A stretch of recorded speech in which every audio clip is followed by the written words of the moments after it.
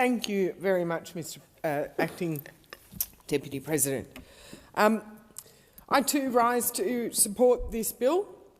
Like Senator Griff, I have had many conversations with the industry who have stressed to me, as Senator Griff quite rightly says, the lesser of two evils, but importantly, the changes to the Australian Screen Production Incentive is imperative that this passes through the parliament as soon as possible. As Senator McAllister in her contribution earlier pointed out, many productions have received, and Senator Griff also noted, many productions have received finance on the basis that this change will go through and will be retrospective to the 1st of July this year. So it is imperative that we pass this bill. I participated in the Environment and Communications Committee process that reviewed this bill, and I want to note that the committee, while it found support for the bill was mixed, noted that the strong support for Schedule 1 of the bill that facilitates the increase to the Australian Screen Production Incentive was overwhelming, and that it recommended that the bill should be passed. Furthermore, industry organisations such as Free TV Australia and the Screen Producers Australia have advised of the need for timely passage of this bill to give the industry the certainty and the confidence they need to make important investment decisions so that we can have the Australian content that every contributor today has highlighted is important. Senator Hanson-Young quite rightly speaks of the need for us to be able to hear, see, listen to, watch Australian stories. I also want to note how many of those Australian stories are produced in regional Australia. The economic input that the screen production industry makes into regional areas, places like Broken Hill, where we've seen some fantastic screen production. Silverton, the little town of Silverton, which is proudly home to the fabulous Mad Max Museum. These regional areas benefit from our screen production sector, and the screen production sector benefits from the screen production incentive. Several witnesses to the inquiry, however, did raise concern about the increase in the qualifying Australian production expenditure threshold, and I want to address those concerns today.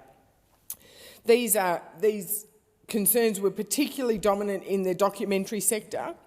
However, the department did point out that Screen Australia is being provided an extra $33 million in additional funding to target and support high-quality and culturally important Australian content with a focus on the documentary sector. A number of stakeholders also raised concerns about the increased threshold on the post-digital and visual effects sector, or the PDV sector, highlighting that often PDV work is split between several smaller companies, and they raised the concern that meeting that $1 million threshold is a bridge too far. However, in their response submission, admittedly late submission to the committee, the department did clarify that what is commonly known the QAPE threshold of $1 million applies to the whole production, not the individual contract. So a production company would be able to enter into PDV contracts with multiple companies at less than the $1 million as long as the total equated to the $1 million. The committee also noted that the threshold remains unchanged at $500,000 for shorter form productions of up to 60 minutes for non-feature length content. And it was based on that information that the committee recommended the bill be passed. But it also recommended that the department consult with industry further to develop measures to strengthen the Australian screen production incentive requirements to maximise the value of work awarded to Australian PDV providers. And I sincerely hope that the department has taken that recommendation on board and has commenced that work to see what we can do to continue to encourage the use of Australian PDV providers who are located all over Australia. The beauty about post-production work is that it can be done almost anywhere. And we have some fantastic PDV companies based in regional New South Wales. Big shout out to them.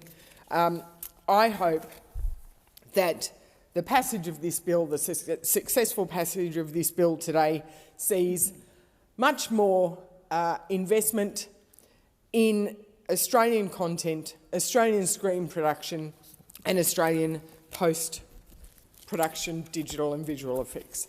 Thank you. Authorised by Perrin Davey, The Nationals, Deniliquin.